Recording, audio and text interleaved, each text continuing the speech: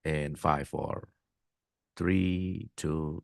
A'udzubillahi minasyaitonirrajim. Bismillahirrahmanirrahim. Robbi a'udzubika min hamazati sayatin wa a'udzubika robbi ayahdurun. Robbi shrahli sadri wa yassirli amri wahlul 'uqdatam min lisani yafqahu qawli. Assalamualaikum warahmatullahi wabarakatuh. Salam sejahtera untuk kita semua. Rahayu, namaste, Om Swastiastu, Namo Buddhaya, salam kebajikan dan sehat untuk kita semua. Selamat datang di kajian akhir pekan special edition yang kita selalu belajar gitu di akhir pekan, dan alhamdulillah ini sudah episode ke-147 by the way, dan di akhir penghujung Ramadan 2024 ini kita kedatangan spesial guest star Bapak Wayan Mustika. Tentu saja kita sudah sama-sama mengenal, dan semoga apa yang nanti akan diuraikan, dialirkan akan menjadi pelajaran untuk kita semua. Karena ini rangkaian Ramadan 2024, kita udah bicara tentang saum dan siam, kita udah bicara tentang nuzulul Quran dan seterusnya.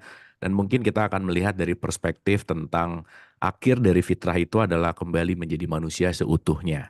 Akhir dari fitrah itu adalah kembali kepada original gitu. Berarti di situ juga ada kaitannya antara kesehatan kita, sehat sebagai mental maupun fisik maupun spiritual.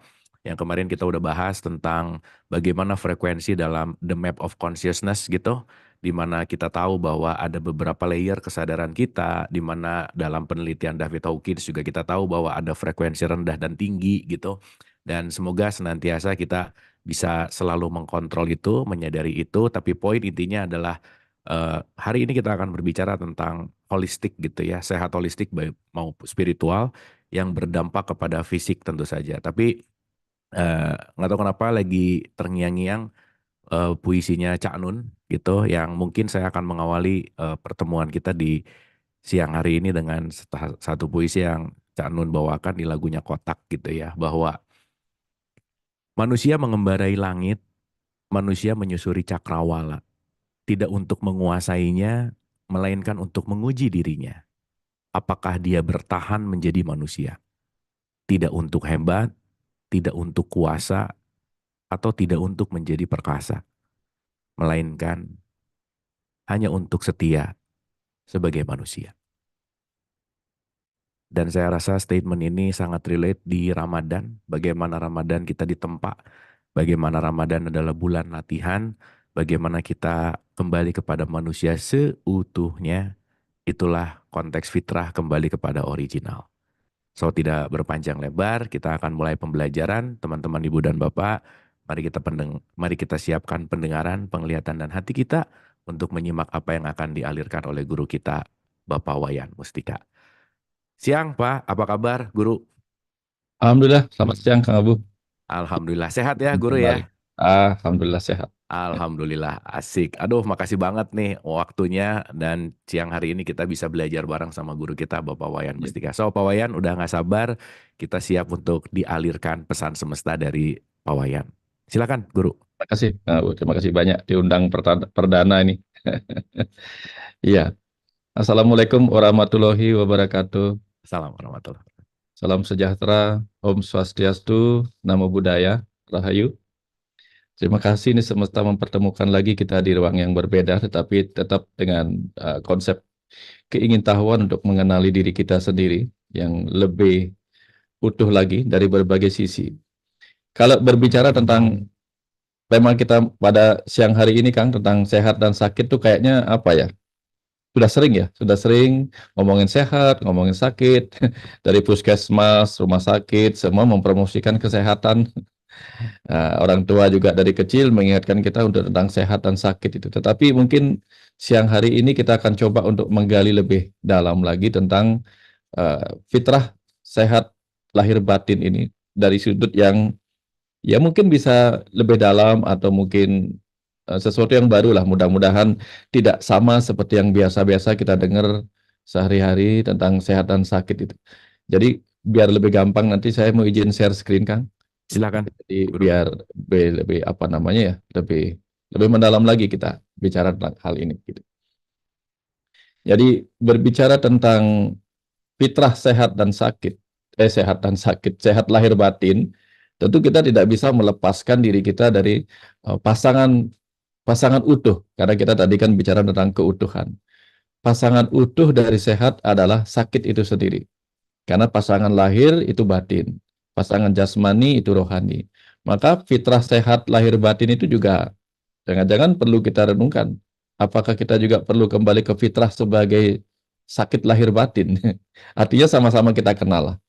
Jadi tidak hanya sehat lahir batin, tapi juga sakit lahir batin. Sehingga kalau kita mengenali dua-duanya, tentu kita bisa berada di titik tengah. Tidak terlalu sehat lahir batin, tetapi tidak juga terlalu sakit lahir dan batin kita. Kenapa penting? Karena nanti kita lihat berikutnya. Jadi uh, kita akan lihat kita ini lebih baik sehat atau sakit sih sebenarnya, Kang. Ini yang perlu kita renungkan. Karena idealnya tentu kita akan menginginkan diri kita lebih sehat, ya jauh dari sakit, bahkan tidak mengalami sakit sama sekali. Nah itu harapan kita. Jadi dari lahir sampai mati kita nggak pernah sakit. Tiba-tiba mati aja gitu, nggak pernah sakit apa-apa. Tiba-tiba menua lalu mati. Jadi nggak pernah ada penyakit, totalitas sehat gitu. Dan itu ideal yang kita harapkan. Tetapi faktanya, kalau kita berbicara tentang kebenaran sebagai sebuah fakta, atau fakta sebagai sebuah kebenaran, realitas sebagai sebuah kebenaran, tidak ada orang yang tidak pernah mengalami sakit. Jadi kalau udah demikian, ketika hanya menginginkan sehat, tidak menginginkan sakit, apakah kita sedang bergumul melawan fitrah itu sendiri, yaitu kebenaran. Kebenaran bahwa manusia utuh itu adalah manusia yang bisa sehat atau sakit. Nah, ini kita perlu renungkan lebih dalam. Ya, kalau kita melihat tubuh kita sebagai kendaraan, tentu kita menginginkan diberikan kendaraan yang bagus. Ya, baru, bagus. Ya, kita tidak menginginkan memiliki tubuh atau kendaraan yang sakit, yang macet sana sini, yang susah dipakai melanjutkan perjalanan. Tentu kita tidak menginginkan seperti ini. Sehingga kita ingin kembali ke fitrah, yang sakit kembali sehat, ya. Kemudian yang sehat kembali apa? Ini perlu direnungkan. Yang sakit kembali sehat, yang sehat kembali apa? Kenapa? Apakah sehat itu memang adalah uh, sesuatu yang ultimate, artinya sesuatu yang sangat-sangat tujuan akhir kita dalam hidupnya adalah sehat? Apakah sakit nggak ada pentingnya bagi kehidupan kita? Ataukah sebaliknya, ketika bulan puasa ini, orang berperang melawan rasa sakit pada perut yang lapar, ya berjuang melawan sakit ketika tidak boleh membalas disakiti orang gitu, kan menahan sakit namanya. Apakah itu bukan sebuah hal yang penting juga? Karena kalau kita nggak pernah sakit, kita nggak akan mengerti hati sehat dan tidak akan menghargai sehat itu sendiri. Jadi yang paling baik, sehat atau sakit, ini bahan renungan mendalam. Pada akhirnya harapannya adalah kita bisa menerima seutuhnya kedua-duanya dengan menggunakan sebaik-baiknya kondisi sehat dan sakit itu sendiri. Nah, lalu kita akan masuk lebih dalam lagi sekarang. Kalau kita berbicara tentang sehat, apakah sehat itu adalah sesuatu kondisi di mana kita tidak pernah mengalami sakit, atau sehat itu adalah sesuatu tanpa sakit? Nah, ini perlu direnungkan. Ya, jangan sampai kita berdoa, Tuhan, berikanlah aku kesehatan tanpa sakit sama sekali. Apa iya seperti itu? Bayangkan kalau kita misalnya, kita jalan-jalan di pantai tanpa alas kaki, tiba-tiba kaki keinjak paku, tapi kita nggak merasa sakit. Atau tiba-tiba kita lagi jemuran di pantai, cahaya matahari yang jam 12 kita masih nggak ngerasain sakit apa-apa. Udah terbakar aja punggungnya kita nggak tahu gitu. Atau ketika misalnya kita kena apa ya, sesuatu yang benar-benar sebenarnya menyakitkan dalam kondisi normal, tetapi kita tidak mengalami sakit. Seperti orang yang mengalami gangguan pada sistem sarafnya, dia mengalami analgesia, ya, jadi kehilangan sensasi rasa nyeri gara-gara masalah pada sistem saraf oleh karena kencing manis. Apakah ketiadaan sakit itu juga sebuah berkah? Atau sehat itu sebenarnya adalah kondisi di mana kita juga bisa merasakan sakit? Nah, ini renungan sekali lagi, supaya nanti mintanya kepada Tuhan, bukan sehat tanpa sakit. Nah, coba bayangkan seperti ini. Kalau kita adalah seseorang yang dilahirkan dalam kondisi di mana kita harus berada, ya, tubuh kita harus berada di sebuah gelembung yang menyebabkan kita terpisah dari dunia luar, ya, gelembung steril gitu. Sehingga benar-benar tidak ada penyakit, tidak ada kuman penyakit, dan tidak ada peluang untuk kita sakit. Apakah ini kondisi yang sehat? Ya. Apakah itu disebut sehat bila kita harus hidup di dalam gelembung steril seumur hidup? Atau itu sebuah kondisi sakit? Ya. Jadi fitrah sehat yang mana yang mau kita ambil? Atau kondisi sakit apa yang mau kita hindari? Ini bahan perenungan. Jangan-jangan sebenarnya yang sangat dibutuhkan adalah bagaimana kita bisa menerima keduanya sebagai bagian dari pembelajaran. Sehat adalah pembelajaran, sakit adalah juga pembelajaran. Jangan-jangan kedua itulah fitrahnya. Yaitu apa? Pembelajaran terhadap kondisi sehat dan sakit. Ketika sehat belajar bersyukur, ketika sakit belajar merenung. Apa sih tujuannya kehadiran sakit ini? Karena dua-duanya adalah pahala. Sehat adalah pahala ketika kita menjaga semuanya sanitasi dan higienitasnya bagus. Sakit adalah pahala di mana penyebabnya adalah kita melakukan sesuatu yang membuat diri kita sakit. Jangan-jangan kedua ini adalah pahala yang mengajarkan kita tentang bagaimana seharusnya berkarma dalam kehidupan ini. Jadi bertindak. Nah, jadi fitrah kita bukan hanya kembali sehat, tetapi fitrah kita juga merasakan sakit. Dan ini adalah kunci di mana kita belajar eling dan waspada. Ya. Eling ketika kita sehat atau sakit, waspada ketika kita sehat dan juga sakit. Ini bahan perenungannya. Nah, lalu ketika kita ingin mengalami kondisi sehat, tentu kita harus belajar apa sih ciri-ciri sehat yang umum yang kita miliki, atau apa sih ciri-ciri sakit. Nah, kalau kita lihat di sini, tentu kalau kita menyebut diri kita sehat, maka kita seharusnya memiliki kondisi sensitif. Tapi kalau hipersensitif, ya, terlalu peka, maka ini mungkin kita sakit. Contoh begini, kalau kita kena debu, kalau kita menghirup debu yang mengandung kuman, lalu kita bersin 1 kali 2 kali, itu mungkin kita menyebut diri kita sehat karena sistem imun kita bekerja dengan baik. Tapi begitu kita hipersensitif, yang biasanya bersin menjadi bersin-bersin, terus-menerus, sampai mengganggu, karena hipersensitif, maka ternyata itu adalah ciri kita sedang sakit. Kalau kita makan makanan yang mungkin beracun, lalu kita merasa mual dan muntah, sebagai reaksi tubuh untuk mencegah racun itu terserap dan menyebar ke seluruh tubuh kita. Mungkin itu adalah kondisi di mana imun kita lagi sehat. Tapi kalau kita menjadi hipersensitif dan muntah-muntah, mual-mual, muntah-muntah jadi double, maka tentu itu adalah ciri yang sakit. Nah, jadi dari dua hal ini saja, ini akan kita banyak temukan perenungan. Apakah tubuh saya sensitif, sehingga saya boleh dikatakan sehat secara jasmani? Apakah tubuh saya hipersensitif, sehingga secara jasmani saya sakit? Lalu bawa juga kepada mental dan rohani kita. Apakah mental kita terlalu sensitif, sehingga kita disebut sakit mental? Atau mental kita sensitif-sensitif saja? Artinya biasa-biasa saja tetapi ada kepekaan. Nah, ini kita lihat.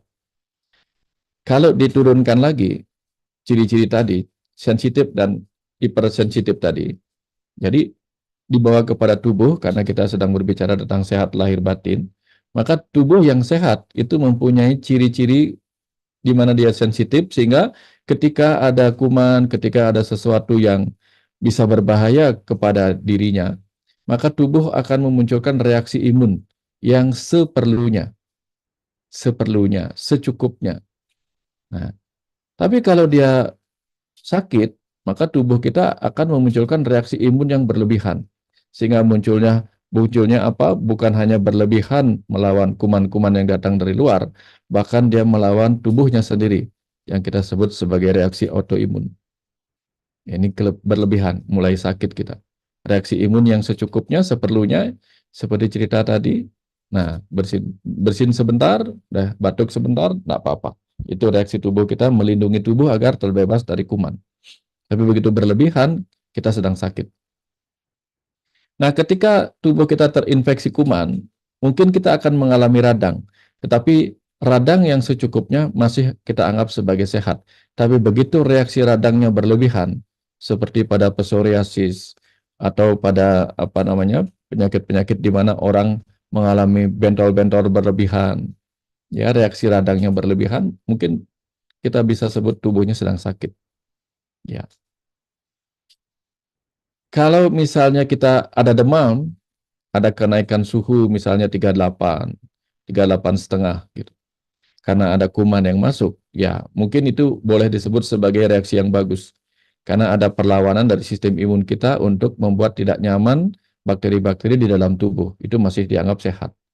Reaksi tubuh yang sehat. Tetapi begitu demamnya berlebihan, sampai 40 bahkan sampai menimbulkan kejang-kejang karena demam. Tentu ini disebut tubuh yang reaksinya berlebihan, sakit dia. Nah, kemudian ngilu secukupnya kalau kita kena flu boleh-boleh saja. Ya. Tetapi begitu ngilunya berlebihan, jangan-jangan ada masalah kepada sistem saraf kita. Karena ada kencing manis yang juga bisa menimbulkan ngilu yang berlebihan di awal-awal, yang disebut dengan neuritis diabetik. Nah, apakah ada rasa nyeri yang secukupnya ketika kita misalnya menginjak paku, menginjak batu, atau kena kena sentuhan benda tajam, itu ada nyeri sedikitnya di tubuh kita itu masih aman. Tetapi begitu kita nyerinya berlebihan, nah tanda-tanda kita sedang sakit. Kalau tubuh yang sehat itu kena kuman-kuman dari luar, tentu akan muncul berbagai gejala, tetapi gejala yang secukupnya. Kalau berlebihan kita sudah sakit. Nah, begitu juga kalau misalnya kita kena kondisi di mana tubuh kita terinfeksi, lalu ada fungsiolesa. Fungsiolesa itu artinya tubuh kita mengalami penurunan fungsi, jadi kita disuruh istirahat, boleh. Itu masih bagus lah, disuruh istirahat oleh tubuh kita. Tapi begitu berlebihan, ini berbahaya. Nah, jadi kapanpun tubuh kita rasanya kok lemes, berlebihan, nggak bisa dipakai lagi, berarti ada sesuatu yang luar biasa sakitnya di dalam ini. Kita sedang sakit. Ini penting menjadi bahan perenungan karena nanti kita akan masuk ke apa namanya ke tubuh mental yang sakit. Nah, kita lihat sekarang bagaimana batin yang sehat dan batin yang sakit perbandingannya. Nah, kalau batin yang sehat, kita bereaksi ego seperlunya. Jadi kalau kita marah, sedih, dan sedikit emosi ketika ada masalah yang tidak cocok dengan apa yang kita harapkan, itu wajar. Jadi jangan menganggap diri sakit, itu boleh. Justru kalau kita kelebihan sabar, nggak punya kemarahan, itu berbahaya. Ya, ada orang melanggar lalu lintas, kita diam saja, nggak ada marah-marahnya gitu. Berbahaya juga. Tapi kalau reaksi egonya berlebihan, mulai tanda-tanda kita sakit. Nah, ini renungkan. Kalau marah, masih sehat. Kalau marah-marah, tadi sakit. Ya. Kalau mengeluh, masih boleh. Kalau kebanyakan mengeluh, berarti ego kita sedang sakit. Nah, ini bahan perenungan untuk diingat-ingat, dicatat selama ini, di checklist, apa saya di antara ini. Berlebihan, apakah seperlunya atau secukupnya. Dan emosi yang secukupnya masih boleh. Ada kehilangan, muncul rasa sedih, boleh. Terus kalau emosinya berlebihan, ini juga berbahaya. Jadi kesedihannya berkembang menjadi depresi, ya, rasa kehilangan menjadi putus asa dan seterusnya. Ini berbahaya. Kalau kita punya rasa takut, boleh. Itu wajar. Tapi begitu rasa takut menjadi berlebihan, menjadi khawatir, cemas, bahkan fobia, wah ini berbahaya. Kalau batin kita ada kecurigaan sedikit kepada orang lain, boleh. Tapi begitu kecurigaannya berlebihan dan menjadi waham curiga, nah itu kita sedang sakit batin kita. Nah, boleh nggak panas hatinya? Ya, kalau mendengar kata-kata yang rasanya tidak menyenangkan, kita merasa panas, oke, tidak apa-apa. Ya, ketika kita masih baru belajar. Tapi ketika kita sakit, maka bukan hanya panas hati, kita mengalami kemarahan yang berlebihan di dalam batin kita, membara, bergelora, gitu, meledak-ledak karena panasnya luar biasa. Ya, kalau kita jengkel secukupnya juga tidak masalah, masih dianggap sehat. Karena justru kalau batin kita, perasaan kita flat, itu berbahaya. Berarti kita termasuk orang yang mengalami gangguan mental juga.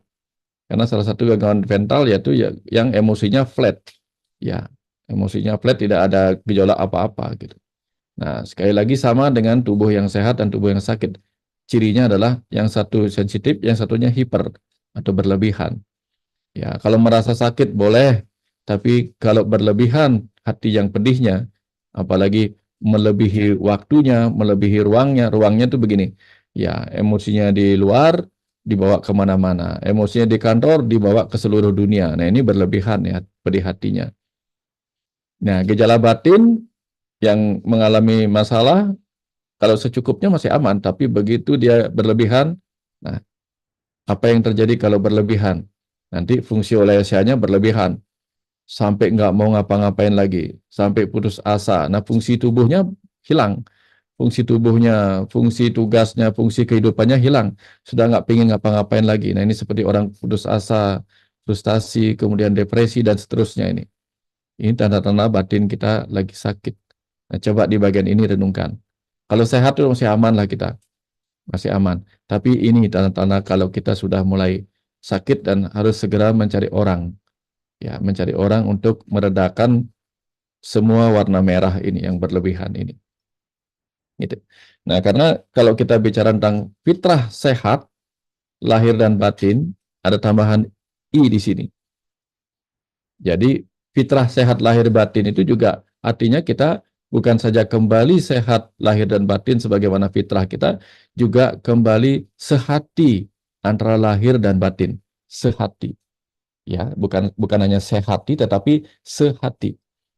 Kenapa demikian? Karena kalau kita ibaratkan diri kita di dalam tubuh ini, tubuhnya kita ibaratkan mobil, kendaraan, pikiran kita ibaratkan sebagai supirnya, penumpang ini kita ibaratkan diri sejati kita yang memiliki mobil ini, yang sedang mengarahkan alamat apa yang mau kita tuju kepada sopir kita.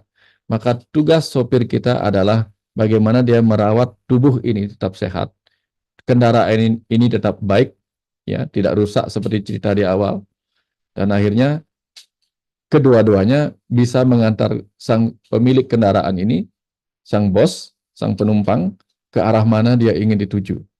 Karena kenapa? Karena kita tahu dalam ilmu karma dan reinkarnasi, untuk bisa memiliki sebuah mobil yang luar biasa seperti tubuh manusia ini, sangat dibutuhkan modal besar.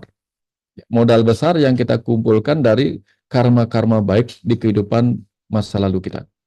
Jadi kita butuh beribu-ribu kehidupan dari yang bersel kecil, bersel tunggal, sampai menjadi multiple cell, pernah menjadi pohon, menjadi berbagai jenis hewan, sampai kemudian menjadi hewan yang dekat dengan manusia, sehingga terbiasa dengan kehidupan manusia. Lalu lahir dalam tubuh manusia, itu adalah berkah yang luar biasa.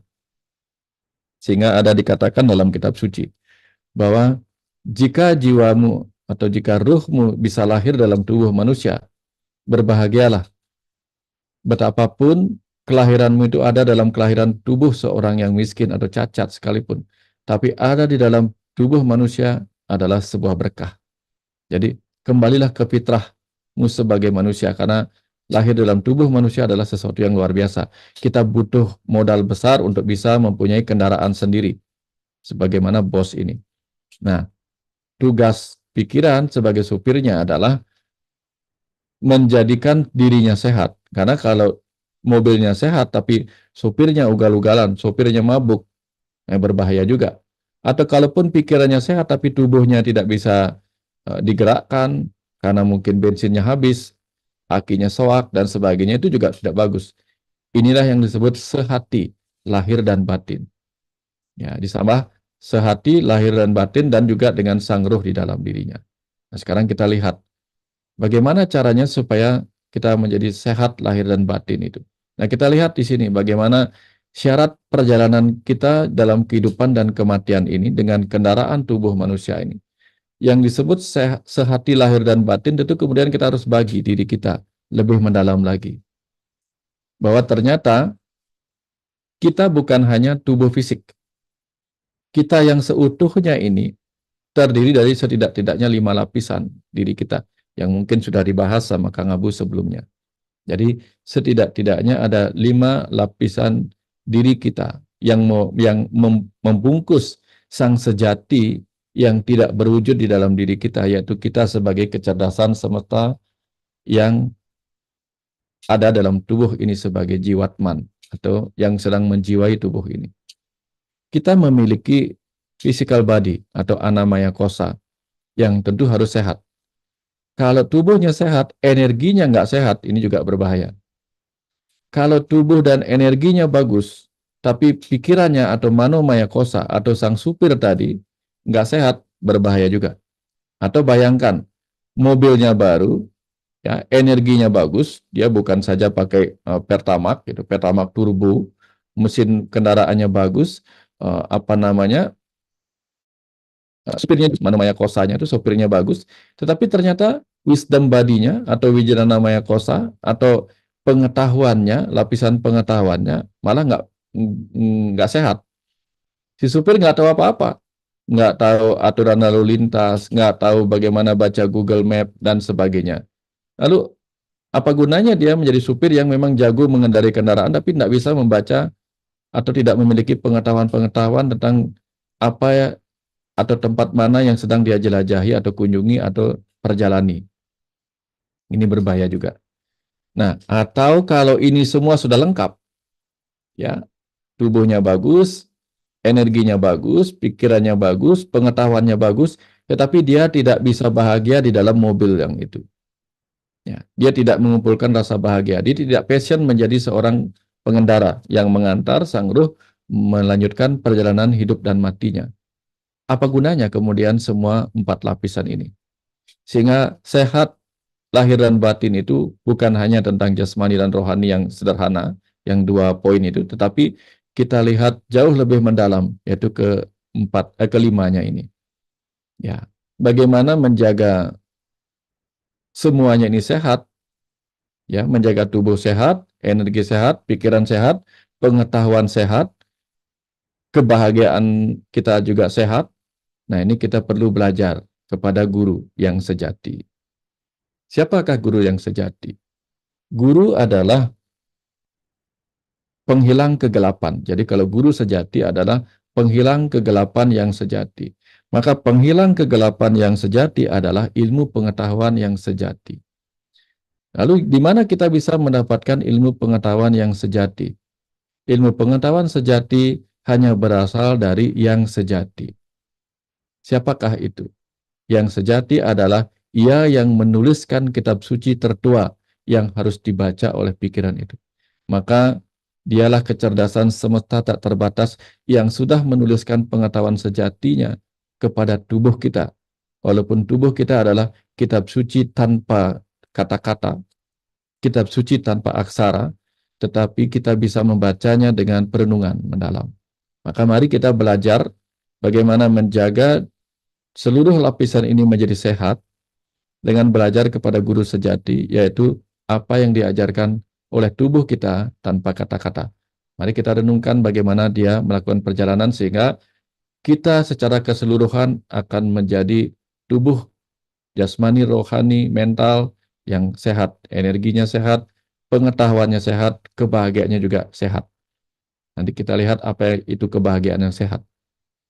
Nah, mari kita lihat dan kita mengingat bahwa kita yang sedang bicara saat ini, yang sedang mendengarkan, yang sedang berdialog, yang sedang belajar sama-sama di sini tentu bukan sang ruh, tentu bukan sang ruh. Walaupun kesejatian kita yang memberi hidup pada tubuh ini, yang sedang bicara, memberi kemampuan kita berbicara ini adalah sang ruh. Tapi bagaimanapun juga, kita yang belajar ini adalah pemimpin, pemimpin atau direktur atau manajer di dalam sebuah badan usaha yang disebut tubuh. Ya, karena tubuh ini adalah badan usaha yang memiliki tugas yang paling berat untuk mengantar sang ruh. Ya. Jadi tubuh kita adalah alam semesta kecil yang sedang mengantar percikan kecerdasan semesta untuk mengenal dirinya dan seterusnya. Maka kita lihat di sini betapa susahnya menjadi pemimpin bagi tubuh ini. Jadi kalau kita nggak paham banyak ya nggak apa-apalah, nggak apa-apa. Bayangkan, kalau menjadi presiden di Indonesia, ya kita hanya butuh menjadi presiden bagi 200-an, 270 ya, apa lebih sekarang, juta jiwa. Tetapi di dalam tubuh kita sedang memimpin 37 triliun sel tubuh individual kita. Jadi di dalam tubuh kita ada 37 triliun sel yang memiliki karakternya sendiri-sendiri, mempunyai free will-nya sendiri-sendiri. Ya, yang belum tentu seluruh sel kita itu akan mau mengikuti apa yang kita katakan. Apalagi kalau kita tidak memberi teladan kepada mereka apa yang harus mereka ikuti. Ya, jadi banyak orang yang tidak bisa memerintah tubuhnya, tidak bisa memerintah bahkan satu sel pun dari tubuhnya, karena dia tidak pernah memberi teladan kepada anak buahnya yang sebanyak 37 triliun sel itu. Nah, ini tantangan kita untuk menjadi pemimpin di dalam tubuh ini. Ya, jangankan memimpin 37 triliun sel, bahkan kita dipimpin oleh reaksi ego kita sendiri. Nah, bayangkan seperti itu. Kita saja dipimpin bagaimana menjadi pemimpin bagi 37 triliun sel. Dan kita memiliki 78 organ utama di dalam tubuh kita. Jadi ada divisi-divisi, ada 78 divisi, bagian-bagian yang kita harus pimpin, harus arahkan, harus manage. Dan kita memiliki otak yang merupakan komputer terhebat, yang sama dengan komputer setinggi gedung bertingkat 14 atau seluas lapangan sepak bola, ya, atau sehebat Cray superkomputer. Ya. Bayangkan, kita disuruh memimpin ini. Dan alih-alih kita mencoba memimpin diri kita sendiri, kita sibuk belajar memimpin orang lain. Sementara kita belum berhasil memimpin diri kita sendiri sebagai semesta kecil ini. Dan kita juga belum bisa mengendalikan berbagai jenis emosi dan reaksi ego kita sendiri. Lalu kita berharap bisa meminta orang lain berubah. Ya, menyuruh orang lain bersabar, menyuruh orang lain tenang, menyuruh orang lain tidak marah-marah, sementara kita sendiri ketika kena emosi dan ego, reaksi kita juga belum tentu sehebat yang kita sarankan kepada orang lain. Nah, kita belum berhasil menjadi pemimpin bagi diri kita sendiri. Kemudian, kita juga harus memimpin perjalanan tubuh kita untuk mencapai apa yang menjadi tujuan dari kelahiran, kehidupan, dan kematian kita. Tidak usahlah kita bicara tentang tujuan kematian. Tujuan hidup saja kita masih belum paham. Apa sih tugas utama kita? Kita nggak tahu. Apa sih tujuan kelahiran kita? Apakah hanya lahir untuk hidup lalu menunggu mati? Ini juga kita belum tahu ini. Target kita apa? Kita nggak punya plan-nya apa? Kita planning masa depan kita.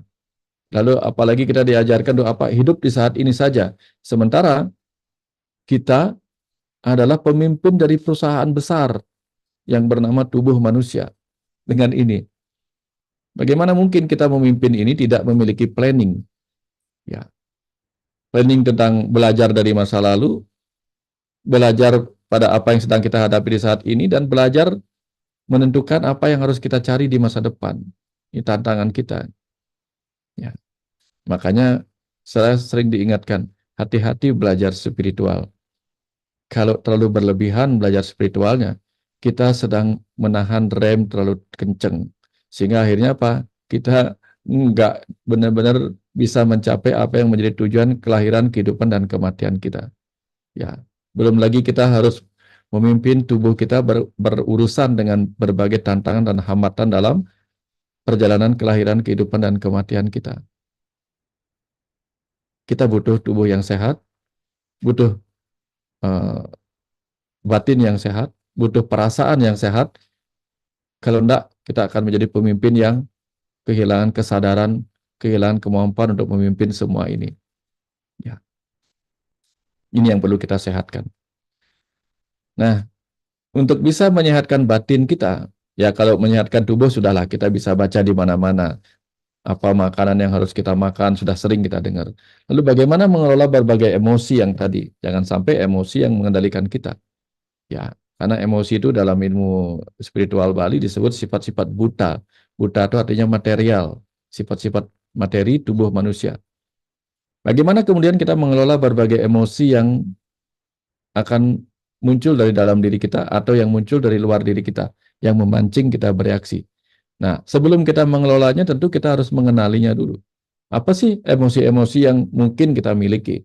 Ya, jadi ada emosi yang positif seperti sukacita, gembira, cinta, kepuasan, rasa syukur, antusiasme, dan seterusnya. Nah, kadang kita nggak bisa mengelola emosi yang positif ini. Ya, begitu sukacita, sukacitanya berlebihan, gembira, gembiranya berlebihan, cintanya berlebihan sampai melekat, ya, sampai menjadi posesif, ya. Kepuasannya juga berlebihan, atau bahkan mencari kepuasan dengan cara berlebihan. Ya. Rasa syukurnya tidak bisa dia capai dengan berbagai cara, ada yang demikian. Ya. Atau antusiasmenya juga bisa berlebihan juga, nggak secukupnya. Ya. Apalagi kalau berhadapan dengan emosi negatif. Sedihnya terlalu sedih, marahnya terlalu marah, takut terlalu takut, cemas juga berlebihan, kecewa, frustasi, dan seterusnya. Ini kalau nggak bisa kita kenali dan kita kelola, ini berbahaya. Ini yang sering membuat kita nggak sehat. Ya, batin kita nggak sehat gara-gara ini. Jadi kemudian di kehidupan sosial juga kita memiliki berbagai jenis emosi. Ada rasa simpati, empati, antipati, cemburu, malu, bersalah, dan bangga. Ya, simpati berlebihan juga berbahaya. Pokoknya semua ini yang berlebihan berbahaya. Antipati berlebihan berbahaya. Tapi kalau kita nggak punya antipati, nah, kita nggak bisa memiliki antisipasi, berbahaya juga. Ya. Kalau kognitif kita ya ada keterkejutan, keheranan, ingin tahu. Nah kalau kita nggak punya rasa ingin tahu berbahaya juga. Ya, kita terlalu cepat menyimpulkan tanpa berusaha ingin tahu yang sebenarnya. Rasa ragu juga berbahaya. Tapi tanpa rasa ragu juga berbahaya. Rasa puas itu bisa membahagiakan. Tanpa rasa puas bisa tidak bagus, tapi cepat memiliki rasa puas juga berbahaya. Ini berbagai tantangan yang perlu kita kenali dan kendalikan kalau ingin sehat secara mental. Belum lagi fisiologis. Ya, tidak usah yang lain-lain dulu, yang fisiologis. Kapan kita gugup, bagaimana menenangkan kegugupan kita menghadapi masalah. Bagaimana kita menghentikan debaran jantung kita ketika kita merasa tidak nyaman. Bagaimana kita mengatasi keringat dingin yang sering muncul ketika kita harus berhadapan dengan sebuah masalah, ya, hipertensi dan seterusnya. Ini hal-hal fisiologis pada tubuh kita yang bisa menimbulkan rangkaian emosi-emosi dalam diri kita, dalam batin kita.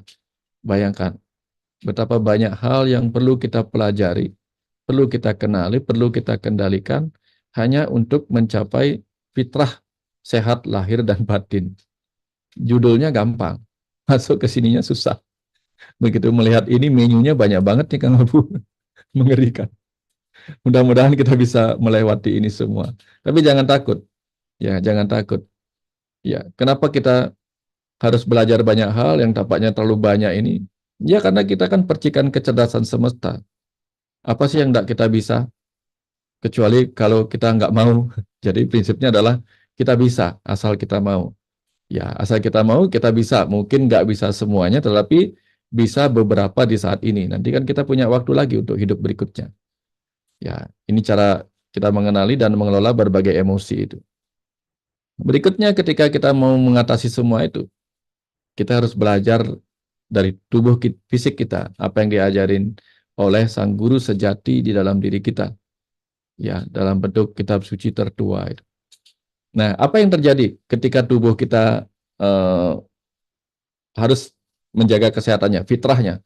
Tubuh kita memiliki tugas untuk menjaga fitrahnya tetap ada kondisi sehat. Karena dipesankan seperti ini sama Tuhan, gitu, sama kecerdasan semesta. Wahai tubuh, kau kuciptakan untuk menjadi kendaraan bagi diriku yang akan memercik sebagai jiwamu. Tolong jaga kesehatanmu. Aku siapkan kecerdasan dalam dirimu untuk mencegah dirimu menjadi sakit. Mencegah berbagai hal-hal yang bisa menyakiti tubuhmu dan menghentikan tugasmu. Aku titipkan diriku sebagai kecerdasan semesta di dalam setiap sel-sel tubuhmu. Maka kerjakanlah tugasmu. Ini pesannya. Nah, lalu dengan tugasmu itu ajarkan juga kepada pikiran. Karena dialah yang sering mengamati dirimu. Ajarkan kepada pikiran bagaimana harus menjaga dirinya juga. Si pikiran dan perasaan dari hal-hal yang bisa menyebabkan dia menjadi sakit.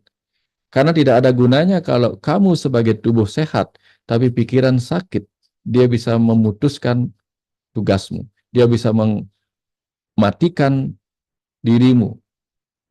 Ya, itu sebabnya banyak orang bunuh diri untuk mematikan tubuhnya sebagai sang diri. Jadi hati-hati.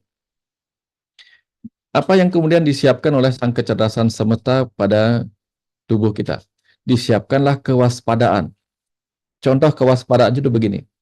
Mungkin Bapak Ibu pernah matanya seakan-akan tidak melihat fokus ke debu, ke apa namanya, ke percikan kerikil gitu misalnya. Tapi ketika ada debu yang lewat di mata kita atau ada lontaran kerikil kecil, itu mata kita tiba-tiba bisa memejam. Kelopak mata kita bisa refleks. Cobalah kalau pernah melakukan pekerjaan yang memecah batu misalnya. Tiba-tiba mata kita bisa refleks. Nah, ada kewaspadaan di dalam dirinya. Kemudian ketika kita, walaupun mata nggak bisa melihat debu, bahkan tidak bisa melihat virus, sel-sel di hidung kita tuh memiliki kepekaan dan kewaspadaan. Sehingga ketika ada debu masuk, ketika ada kuman-kuman masuk, dia segera bersin, mencegah debu yang mengandung udara yang mengandung debu dan kuman itu masuk, dia bersin. Atau kalau sampai masuk ke tenggorokan, dia batuk. Ya, betapa hebatnya sel-sel di dalam diri kita itu. Waspada banget seperti kucing dan anjing penjaga di rumah. Dia sangat peka. Walaupun dia nggak bicara, tapi dia sangat peka menjaga kita. Sangat waspada. Lalu ketika dia sudah masuk, sampai masuk misalnya, ditahanlah penyebarannya. Misalnya dengan mengeluarkan lendir. Jadi hidung kita akan mengeluarkan lendir, ya, ditahan dulu, disaring sama bulu-bulu hidung. Lalu kalau ada yang masih masuk, kemudian ditahan, dilengketkan oleh ingus kita, lalu kemudian kering gitu. Atau kalau masuk lewat telinga, ada menjadi kotoran telinga, ya, wax atau cairan di dalam telinga kita akan mencegah dia masuk lebih dalam dan merusak genang telinga. Jadi tahan penyebarannya. Gitu. Kemudian setelah ditahan, sel-sel imun di dalam tubuh kita akan mempelajari, wah ini kuman ini kayak apa nih? Besok kalau kuman ini datang lagi, apa yang harus saya lakukan? Dia dipelajarin. Ya, dipelajarin semuanya oleh sel-sel tubuh kita tanpa kita ketahui. Itulah kecerdasan bawah sadar kita yang mempelajari berbagai kuman. Lalu setelah dipelajari, ini sel berbahaya, ini sel aman gitu. Yang berbahaya kemudian dirombak, dihancurkan, dirombak, kemudian dijadikan sebagai sel yang tidak lagi berbahaya bagi tubuh kita. Lalu kemudian setelah dipelajari, dia siapkan antisipasi. Kelak di masa depan kalau ini datang lagi, apa yang harus saya lakukan? Nah, ini konsep di mana kita mengalami vaksinasi secara alami. Atau ketika kita mengalami vaksinasi buatan juga sama. Ya, kita diajarkan sel-sel tubuh kita belajar, lalu merombak, mengenalinya, lalu menyiapkan antisipasi di masa depan. Supaya kelak ketika ini datang, kita sudah harus waspada, ini berbahaya. Nah, ini yang diajarkan kepada kita. Nah, lalu pada akhirnya sel-sel tubuh kita akan mengeluarkannya, entah bersin, entah batuk, entah muntah, entah diare, itu mengeluarkan zat-zat atau kuman-kuman yang bisa berbahaya bagi kesehatan tubuh kita. Ini cara kerja tubuh kita yang harus ditiru oleh pikiran kita. Sehingga apa yang kemudian kita perlu renungkan. Nah, kadang-kadang ini yang terjadi. Ketika kita ingin menjaga kesehatan tubuh mental kita lupa untuk waspada terhadap informasi. Ya, kita biarkan saja informasi masuk sembarangan. Entah informasinya salah, entah informasinya tipuan, hoax, atau bahkan fitnah, ya kita biarkan saja malah masuk. Setelah dibiarkan masuk, kemudian kita percayai sebagai sebuah kebenaran. Nah, ini kemudian menjadikan apa? Mental kita menjadi ikut sakit. Misalnya ini kita mendapatkan informasi yang memfitnah si A. Akhirnya kita menjadi sangat-sangat curiga kepada si A, padahal itu adalah informasi fitnah. Kita tidak waspada mana fitnah, mana kebenaran, mana pembenaran. Ini berbahaya kalau kita tidak menjaga eling dan waspada ini. Ya, apalagi kalau kita tidak menahan penyebaran informasi dan emosi di dalam diri kita. Begitu kita percaya sebuah fitnah, lalu tanpa sadar kita sebarkan ke seluruh tubuh kita. Ternyata ini orang ini adalah orang yang jahat. Nah, kita sebarkan informasinya. Sampai-sampai kemudian seluruh sel mata kita, seluruh sel telinga kita ikut menerima informasi itu sebagai sebuah kebenaran. Contohnya apa? Kalau kita ketemu orang tiba-tiba, aku nggak suka ngelihat kamu. Nah, berarti apa yang terjadi? Mata kita pun sampai-sampai ikut percaya bahwa itu kebenaran. Begitu mendengar frekuensi suara seseorang, kita langsung emosi. Padahal dia nggak ngapa-ngapain. Dia hanya berbicara biasa. Aku enak mendengar suaramu gitu misalnya. Berarti sampai telinga kita pun sel-selnya percaya. Karena sudah disebarkan informasi yang salah oleh pikiran kita yang kurang waspada terhadap kebenaran itu. Nah, apalagi kemudian kita mempelajari informasi dan emosi itu. Ya, dengan cara yang salah. Kemudian kita cari penguat-penguat bahwa fitnah itu benar dan sebagainya. Akhirnya kita menjadi bisa berkembang menjadi waham curiga pada orang lain. Ya. Nah, tapi kalau kita benar melakukannya, ya, setiap informasi yang masuk kita waspadai kebenarannya. Kemudian kita tahan jangan sampai menyebar ke seluruh tubuh kita, ya. Jadi kita bisa mengatakan sebentar dulu, sebentar. Saya harus tabayun dulu ini, ya, gitu misalnya. Kemudian kita pelajari informasi gitu dan emosi yang muncul dalam diri kita pelajari, lalu kita meromak, kalau ini kayaknya tidak benar, kita ambil yang benar-benarnya.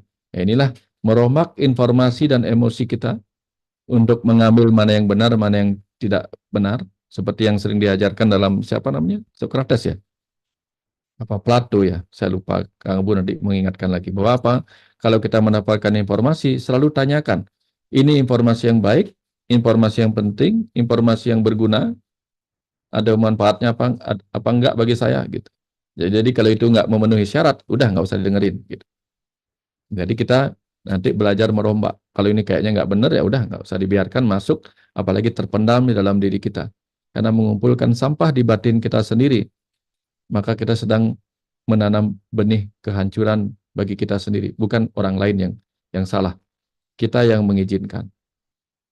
Lalu kita kalau sudah informasinya batin kita sudah benar mempelajarinya, maka kita akan bisa menyiapkan antisipasi di masa depan. Tapi kalau salah, maka antisipasinya pun salah. Ya, begitu melihat si A, padahal di pertemuan berikutnya dia bermaksud baik, tapi karena kita sudah terlanjur curiga, maksud baiknya pun kita tolak. Karena kita salah mengantisipasi menjadi mengantipati. Ini berbahaya di situ juga. Nah, kemudian di sini kita perlu juga belajar bagaimana mengeluarkan dan melepaskan informasi dan emosi yang tidak bermanfaat, tidak berguna dan salah, yang tidak akan bisa menyehatkan lapisan pengetahuan kita dan lapisan kebahagiaan kita. Atau yang disebut tadi Mano Maya Kosa, Wijanana, dan Ananda Maya Kosa kita. Apalagi kalau informasi itu menyebabkan energi kita menjadi energi buruk. Ya, menjadi energi-energi yang akan menggerakkan tubuh kita untuk berperilaku buruk. Ini hati-hati.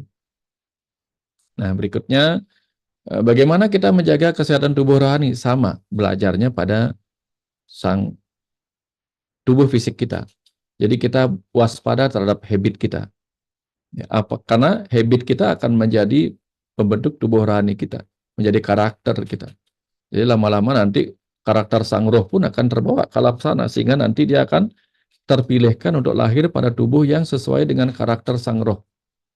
Karakter yang sang roh yang terbungkus oleh lapisan energi, manomaya kosa, wijanana, dan seterusnya itu. Jadi waspada terhadap habit kita.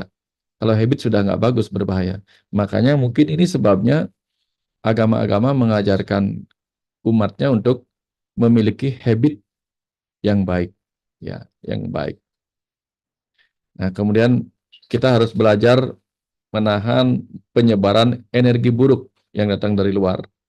Jangan sampai itu kemudian benar-benar menjadi pembungkus dari kesejatian kita sebagai sang ruh. Nanti pulangnya berbahaya nanti. Bekal perjalanan pulangnya nanti adalah sang ruh yang membawa energi-energi yang buruk. Ya. Kemudian kita juga perlu mempelajari pengalaman hidup kita. Sebagaimana sel-sel imun kita, sel-sel tubuh kita mempelajari kuman-kuman yang masuk ke dalam dirinya. Nah, sang ruh harus mempelajari pengalaman hidupnya. Sehingga ke depan dia bisa menangkap ini pelajaran apa yang datang lagi. Karena sudah pernah mengalami, maka pengalaman hidupnya akan menjadi guru baginya. Nah, sang ruh juga harus merombak bekal-bekal mana yang layak disimpan di lapisan terdalam kesadaran kita untuk kemudian dibawa oleh sang ruh sebagai bekal perjalanan pulang nanti. Ya, juga menyiapkan antisipasi di masa depan, sehingga kadang ketika kita ingin berbuat baik, kita nggak belajar mana yang perbuatan baik yang baik, mana perbuatan baik yang tidak baik. Karena ada juga pasti. Setiap tesis ada antitesisnya. Tidak semua perbuatan baik itu baik, tidak semua perbuatan baik itu tidak baik. Ya, ada hal-hal yang perlu kita renungkan. Di sanalah butuh kebijaksanaan. Nah, kemudian sang ruh juga harus kita ajari bagaimana mengeluarkan dan melepaskan kemelekatan terhadap berbagai hal. Karena kalau melekat, entah baik, entah buruk, entah suka, entah duka, yang melekat terhadap diri sang sejati ini, itu juga berbahaya. Ya. Bayangkan kalau kuman-kuman dibiarkan melekat di dalam tubuh, maka dia menjadi sumber penyakit. Ya, sesuatu yang melekat kepada sang ruh juga akan menjadi sumber bagi kesehatan sang ruh di kemudian hari pada kelahiran berikutnya. Nah, sampai di situ kira-kira Kang Abu nanti kita kupas lebih dalam lagi ya, supaya kita nanti bisa lihat apa sih yang bisa kita renungkan lebih dalam lagi dari diskusi ini. Terima kasih Kang Abu, mudah-mudahan ini ya, ada manfaat dan benang merah yang bisa kita tarik. Terima kasih Kang Abu. Makasih guru, ini lebih menekankan lagi gitu ya, lebih menajamkan lagi dari pembelajaran-pembelajaran yang kita udah bahas ya, Ibu dan Bapak, teman-teman semua. Aduh, tapi tadi yang paling jelek banget adalah kita jangan-jangan belum bisa memimpin diri sendiri, tapi malah ngatur orang lain gitu ya. Itu sih penting sih. Maksudnya kadang kita lupa ya bahwa kita tuh triliunan sel gitu kan. Tadi disampaikan bahwa 78 organ gitu dan emosi lah. Terus kita bicara tentang bagaimana perspektif dan seterusnya. Jadi saya semakin menyadari tentang kata-kata khalifah Pak Wayan, bahwa khalifah itu kan bisa diartikan salah satunya pemimpin gitu ya, bahwa ternyata kita ya penting untuk memimpin diri yang akhirnya karena kita pengen memimpin orang lain lupa kepemimpinan terhadap si corporate-nya sendiri gitu ya, company-nya sendiri, akhirnya jadi chaos gitu. Nah, pertanyaannya gini Pak Wayan, saya mau masuk dulu dari sini gitu. Kenapa ya ngurus orang lain tuh jadi jauh lebih menarik gitu ya Pak Wayan ya. Jadi ngeberesin orang gitu. Ngejulidin orang, ngomongin orang itu tuh something yang kayak craving gitu Pak Wayan. Kayak yang seakan-akan sangat menikmati dengan bisa jadi lupa waktu, lupa diri tentu saja gitu. Tetapi poin itu tuh tentu ada impuls yang mungkin kita penting untuk sadari gitu. Kenapa kira-kira Pak Wayan? Silakan. Oke, Kang Abu. Pada dasarnya kita ini adalah universalitas, Kang Abu.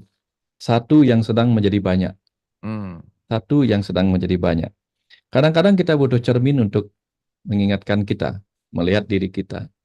Nah, di satu sisi tampaknya itu sebuah sesuatu yang ironi bahwa kita lebih ingin menilai orang lain atau menasihati orang lain gitu.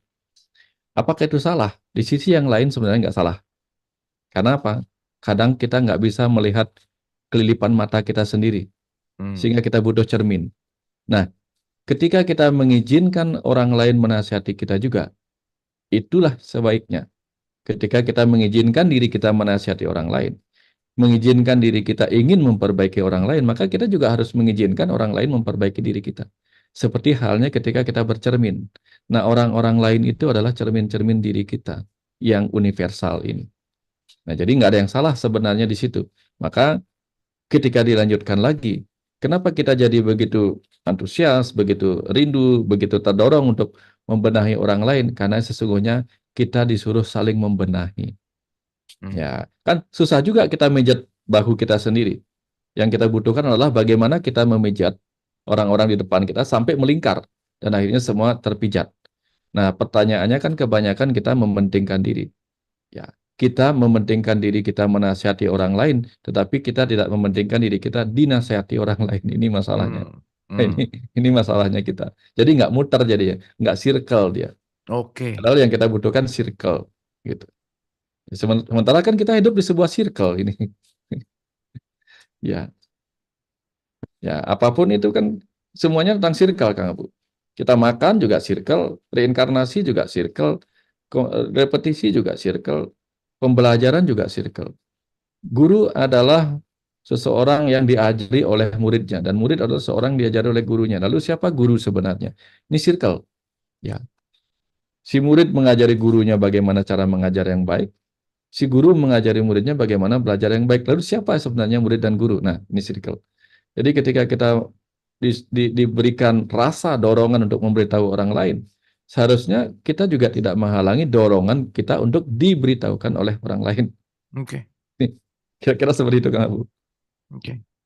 Dan sangat tertarik Pak Wayan, saya ingat banget Pak Wayan cerita ini karena salah satu yang sangat jelek banget gitu ya. Waktu Pak Wayan tuh cerita bahwa Pak Wayan sama temen di mana satu orang yang kasaran katanya tuh ngejelekin Pak Wayan lah ya, Oh, merendahkan gitu. Dan Pak Wayan bisa membalas dengan senyuman dan santai sementara temannya Pak Wayan aja kesal gitu, terus pergi aja gitu kan. Intinya gitu-gitu. Nah, itu mhm, itu momen itu saya sangat sangat sangat ini gitu Pak Wayan, sangat berkesan gitu. Nah, pertanyaannya gini Pak Wayan, mhm. bisa gitu ya orang lain lebih bisa nggak ngerasain keselnya orang sampai dia sendiri bisa pergi, tapi justru malah Pawayan yang dalam tanda petik diserang, tapi Pawayan tuh mampu bisa melihat itu sebagai sebuah kotoran yang saya kalau mau ngambil kotoran itu rugi juga gitu, buat apa gitu. Nah, Ya, itu juga kan bagian dari interaksi kita dalam konteks kalau kita bicara dalam society gitu. Nah, ya, gimana sih Pawayan menyikapi bahwa kadang kita jadi lebay gitu ya. Teman kita yang disakiti, kitanya jadi marah gitu Pak Wayan. Kitanya ya, yang jadi ikut-ikutan gitu. Dan itu kan dalam tanda petik ya, menular gitu kira-kira. Nah, ya. gimana menyikapi ini gitu? Silakan. Ya mungkin kadang-kadang kita gampang terhipnotis ya Kang ya. Terhipnotis dalam arti begini. Ketika kita nonton film drama jadi televisi kan kita jadi ikut seolah-olah kita jadi pemainnya di situ. Iya, iya, iya. Ya, apa namanya ya? Light light apa bukan apa ya istilahnya Kang? Yang Apa, like hipnotis. attract like gitu. Iya ya. Jadi bagaimana kita secara sederhana terhipnotis oleh apa yang kita tonton. Nah, Hmm. termasuk ketika dua orang berinteraksi dan kita mengambil alih seakan-akan kitalah yang ini gitu karena kita berpihak. Jadi teman saya itu mungkin merasa berpihak sama saya sehingga dia bahkan Hmm. bereaksi berlebihan dengan saya padahal saya biasa-biasa saja gitu. Ya. Ini bukan contoh yang satu kali kan. Itu saya ketemu banyak orang. Saya Hmm. ketika jadi pemimpin apa jadi penasehat di desa itu, dicaci maki itu, dicaci maki oleh oleh seseorang hanya gara-gara saya membela sebuah lembaga keuangan. Nah, Hmm. lalu seluruh karyawan di lembaga keuangan itu marah-marah, gitu. Marah-marah dan karena dia merasa juga diserang. Lalu apa yang saya katakan? Saya bilang begini, apa yang dikatakan apa yang dikatakan si A itu menurut kamu benar apa enggak? Enggak benar. Ya sudah kalau enggak benar, ya udah enggak benar. Berarti dia yang salah, biarin aja udah. Dia suka pada kesalahannya gitu. Kalau dia salah, kalau dia benar misalnya, berarti kita yang salah. Ya kenapa nggak diperbaiki aja kalau kita salah? Gitu. Lalu apa yang salah? Apa yang salah kalau dia yang salah? Apa yang salah kalau dia yang benar? Nggak ada yang salah. Bilang gitu. Jadi makanya di Buddha itu ada ajaran pandangan benar. Jadi tugas kita adalah bagaimana belajar memandang kebenaran pada apa yang kita sebut salah. Kalau kita masih melihat salah, maka berarti kita salah melihat. Kalau kita sudah melihat benar, berarti kita sudah benar melihatnya. Gitu. Nah, tugas kita adalah belajar, belajar benar melihatnya, belajar benar mendengarnya, belajar mendengarnya dengan benar, gitu, belajar melihatnya dengan benar, maka semua akan terlihat benar. Ketika salah, maka mungkin kacamata kita salah, telinga kita salah, gitu. Ya, kan kadang-kadang kalau orang bilang selamat pagi, wah itu yang ngomong siapa? Ternyata itu burung beo. Gitu.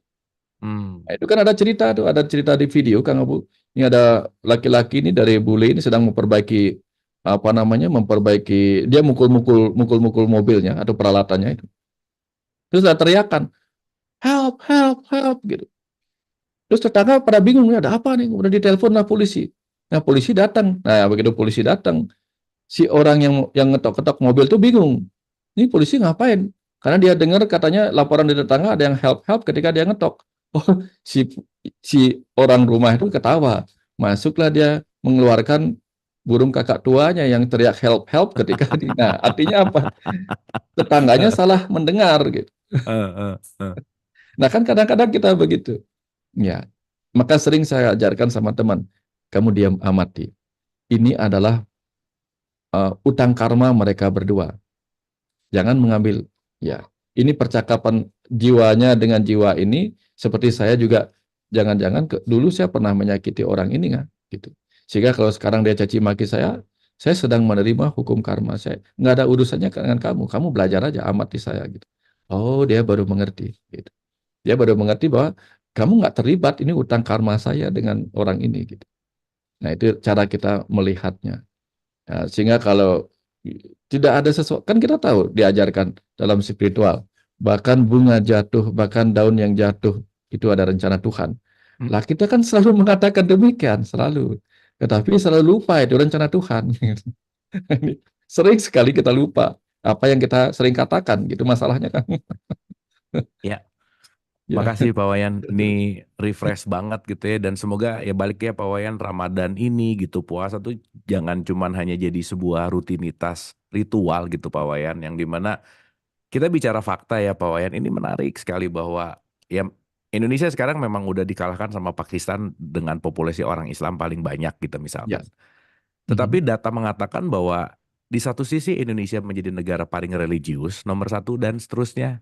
Tapi di satu sisi kalau ngomongin kebahagiaan, 80 dari berapa ratus gitu kira-kira. Nah, ini kan menarik ya Pak Wayan, bagaimana seseorang menjalankan hidup ini berdasarkan keyakinan, keyakinan dengan sebuah warisan-warisan, entah itu dogma atau doktrin gitu. Nah, disinilah penting mungkin sebuah kesadaran gitu. Nah, intinya Pak Wayan di kehidupan ini gitu ya, dengan fakta-fakta tadi gitu, kan bagaimana si kesadaran ini muncul dalam sebuah ritualisme gitu, agama gitu kira-kira. Gimana sih kita membalancekan antara agama dan spiritual? Karena ini saya bicara ini pertanyaannya datang dari sekitar 6 pertanyaan yang sama Pak Wayan. Ya, Bagaimana balancing antara ritual spiritual? Bagaimana balancing antara agama dan kesadaran gitu? Dan saya rasa ini penting untuk direspon gitu. Silakan Guru. ya. Eh, saya nggak tahu ini berapa banyak. Mungkin ada ribuan ayat ya dalam ajaran agama Islam di kitab sucinya. Ada ribuan sloka dalam ajaran Hindu. Hmm. Ada ribuan lagi surat-surat perjanjian dan sebagainya dalam kitab-kitab agama yang lain gitu. Ada banyak apa namanya? Ya, sloka-sloka dan seterusnya lah dalam berbagai agama. Tapi dua hal yang penting sekali untuk menjadikan kita seperti yang menjadi tujuan agama itu cuma dua aja, Kang. Hmm. Cuma dua. Yaitu apa? Eling, waspada. Itu aja. Enggak lebih. Enggak lebih. Hmm. Begitu kita mau misalnya mau mengeluh, tiba-tiba dia eling. Oh, aku Islam. Nah, ketika dia mengatakan, aku Islam, aku berserah. Ya. Ketika dia misalnya datang sesuatu yang tampaknya menyakitkan dia, ketika dia waspada, wah, seperti Nabi Muhammad ketika diludahi, Hmm. ketika begini, sangat Hmm. waspada. Ah, ini ujianku. Ya. Nah, apa yang kemudian beliau lakukan ketika diludahi, kemudian orang yang meludahi itu kemudian sakit. Kok malah didatengin sama Nabi Muhammad? Karena Hmm. apa? Aku datang atas nama Allah yang Maha Pengasih, Maha Penyayang. Lah, aku menjadi rahmat bagi dia, ingatnya itu aja. Begitu disakitin, aku berserah. Apapun kehendakmu ya Tuhan, aku Islam. Kemudian begitu dia mau membalas, ya ingat aku adalah rahmatan bagi Rahmatan lil alamin. Ya, ya. rahmat lil alamin. Nah, kalau dua hal itu saja dia ingat, apa sih pentingnya yang lain, Kang Abu? Kita boleh aja menghafal, boleh nggak apa-apa, nggak apa-apa. Kan hafal itu penting. Tapi Hmm. ketika kita nggak ingat apa yang kita hafal, ketika itu datang, gitu, wah ini jago nih Kang Abu. Iya, iya, iya, Ya, iya. latihannya bagus nih, kokang senjata, jago, tembakannya bagus. Begitu ada musuh, dia lupa cara nembaknya. Lalu gimana coba? Oke. Oke. Dia tidak eling cara nembaknya gitu. Masang ininya tiba-tiba gemeteran gitu. Hmm. Gemeteran karena emosi. Tiba-tiba berhadapan dengan masalah, dia lupa dengan jati dirinya sebagai Islam. Dia lupa dengan jati dirinya sebagai rahmat bagi kehidupan. Dia lupa jati dirinya sebagai khalifah yang harus apa? Begitu anjing menggonggong di dalam, saya sebagai khalifah harus tetap berlalu menuju tujuan saya sebagai pembawa rahmat bagi kehidupan ini. Lah, itu kalau dilupain gimana coba kamu? Oke. Ya, itu eling dan waspada aja. Eling dalam mengaplikasikan ajaran yang sudah dibaca, yang sudah dihafal, gitu. Ya, tapi kalau elingnya dipakai, oh saya ingat, sehingga gara-gara saya memiliki ingatan yang kuat, maka saya hafal. Tetapi saya tidak ingat hafalan saya itu harus diapain. Ini masalah. Ini masalah. Dua saja. Ya, dua saja, eling dan waspada. Nah, kalau sudah was, ya was itu artinya apa, Kang Bu? Kalau versi Balinya, was itu artinya sehat, sembuh. Hmm. Waspada. Jadi sama-sama sembuh lah. Ya. Pada sembuh semua nih, gitu. Oh Pada was semua gitu. nih. Iya, iya, iya, iya, iya. Oke. Waspada, waspodo. Hmm. Jadi sama-sama sehat, sama-sama was semuanya gitu. Wah, keren sih. Kira begitu kan? Jadi mungkin ratusan episode jadi ingat aja lupa waktu. Tapi kadang-kadang poinnya dalam Hmm, realitasnya ya. Ini ya, udah ratusan episode belajar apa lupa juga sih poin. Maksudnya begitu nggak apa-apa begitu juga kan? Nggak di apa-apa. realitasnya gitu ya. Ya, Yang karena mungkin ya maaf banget ya ketika dia ngerasa udah sering ikutan kelas, ikutan pengajian, baru di situ udah ngerasa soleh gitu Pak Wayan, solehah gitu. ya, Padahal kita tuh tahu ini kita lagi belajar ilmu sabar dan sabar itu nggak bisa didapatkan di kajian, tapi sabar itu dalam realitas gitu. Nah, ya. berarti kan kuncinya kembali lagi kepada bagaimana kita pengaplikasian. Ini relate sama pertanyaan bahwa Pak Wayan gimana sih cara menjaga agar batin tetap sehat terus jika memang ujian masih terus berlangsung meskipun ujian tersebut diinisiasi dan diupayakan jalan keluar ini dari Ibu Rosalin gitu ya bahwa ini relate banget dengan apa yang kita sampaikan. Mungkin bisa direspon Pak Wayan, silakan. Tadi saya nonton ini Kang Abu. Tadi saya nonton anak kecil. Anak kecil ya paling umur 8 tahun mungkin ya. Main catur Kang Abu, main catur. Hmm. Dia ngelawan orang dewasa. Dia sampai-sampai gini-gini tuh nunggu orang dewasanya main gitu. Ini kok bisa hebat ya itu. Orang Iya, iya. dewasanya gerakannya lama. Ini termasuk main cepat ini. Hmm. Saking cepatnya dia sampai nunggunya begini si anak kecil ini. Kayak bosen gitu nunggu. Padahal mungkin dalam tempo beberapa detik aja dia butuhkan untuk gerak. Tapi dia sampai bosen juga nunggu. Saya berpikir ini umur 8 tahun apa yang membuat dia bisa jago begini ya gitu. Main catur gini ya gitu. Hmm. Mungkin buku pembukaan catur bagaimana caranya dia sudah hafal. Tapi yang terpenting dari semua itu adalah bagaimana dia belajar menggerakkan pion-pionnya, bidak-bidaknya, kemudian apa namanya itu perwira-perwiranya, bagaimana dia menjaga rajanya, menjaga menteri-menterinya gitu. Nah, ternyata tidak ada yang lebih baik daripada praktis. Iya. Ya, semua hal. Seorang dokter pun ketika hebat dalam kuliahnya. Kalau dia nggak pernah masuk koas, nggak pernah praktis, apa yang bisa dia lakukan sebagai seorang dokter? Nggak bisa. Dalam kehidupan ini kalau ingin menyehatkan diri kita, nggak usah menyehatkan orang lain. Kita nggak cukup dengan pengetahuan. Nah, saya tanya sekarang ini, pingin cari pilot yang cum laude, pinternya luar biasa, menerbangkan apa, pinternya luar biasa dalam teori, apa cari pilot yang berpengalaman? Coba. Hmm. Jadi kita pasti sukanya pilot yang berpengalaman, nyari dokter yang berpengalaman. Ya, bukan dokter yang pintar. Kalau dokter yang pintar tapi nggak berpengalaman, takut juga kita nih. Jangan-jangan nyuntik nggak bisa gitu. Nah, Hmm. artinya apa? Kalau kita ingin menjadi refleks sabar, refleks tenang dan sebagainya, itu kan nggak bisa lewat baca-baca. Itu hanya bisa dilakukan lewat learning by doing. Oke. Makanya ada yang diajarkan waktu kecil saya diajar, oh bukan waktu kecil, waktu kuliah saya diajarkan. One must learn by doing. For thought you think you know it. You have no certainty until you try it. Nah, nggak pernah mencoba, apalagi jarang mencoba itu. Gimana kita bisa benar-benar gitu. Nah, cobalah begini, contoh nih Kang Bu. Mungkin Kang Bu pernah lihat ya, bagaimana orang mendaki gunung, videonya mendaki gunung, dia pakai berbagai alat. alat tanpa ini. Tiba-tiba di sebelahnya biksu jalan. Dadadadadadadad. Jalan itu pernah lihat Kang Bu ya? Iya pernah Jalan lihat. aja dia. Nah, Eh, artinya apa? eh, Si biksu ketawa aja ngelihat orang pakai alat pengaman, tali begini. Orang dia udah biasa lewat di situ dengan tenangnya. Nah, ternyata itu yang terjadi. Nah, begini Kang Abu juga, saya juga punya pengalaman pribadi Kang Abu. Dulu saya nggak, dulu saya berani sekali Kang Abu. Dalam mendaki gunung itu saya berani sekali. Orang merangkak saya berlari. Tapi seiring usia, saya kemudian mengalami bagaimana tiba-tiba mengalami rasa takut juga karena usia kan. Akhirnya saya mengalami agak fobia di ketinggian. Nah, jadi ketika saya naik di lantai 2 rumah saya di atapnya itu saya agak fobia. Tapi apa yang kemudian saya lakukan?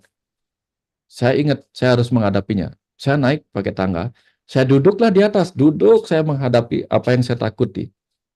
Nah, saya ingin kembali seperti saya waktu kecil dulu. Ketika dulu saya takut pada kuburan, saya akan pergi ke kuburan. Ketika saya takut di gang rumah saya ada cerita-cerita hantu, saya duduk di depan waktu saya kecil ini. Saya mau lihat yang takut dia apa saya. Gitu. Jadi menghadapi rasa takut itu yang saya ingat sekali latihan saya.